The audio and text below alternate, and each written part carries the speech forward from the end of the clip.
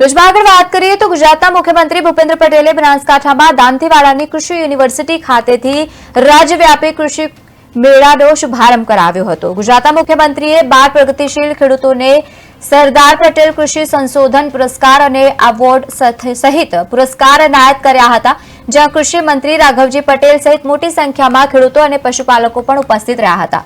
આ રવિ કૃષિ મહોત્સવમાં મુખ્યમંત્રી ભૂપેન્દ્ર પટેલે ગુજરાતમાંથી આવેલા 12 જેટલા પ્રગતિશીલ ખેડૂતોને સરદાર પટેલ એવોર્ડ અને સન્માનપત્ર પુરસ્કાર આપીને ચેક પણ અર્પણ કર્યું હતું અને સન્માનિત પણ કર્યા હતા, જ્યાં લાભાર્થીઓએ તેમના સન્માન બદલ સરકારનો આભાર પણ વ્યક્ત કર્યો છે।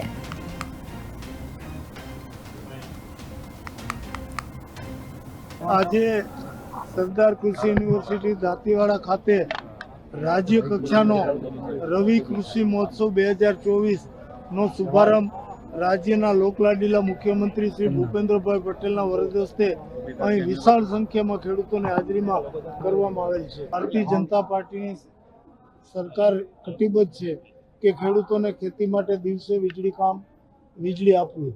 હવે આમાં થોડોક પોર્શન હજી કામગીરી માટે બાકી રહી ગયો, જેથી થોડોક સમય લાગશે, પણ બહુ ઓછો પોર્શન છે।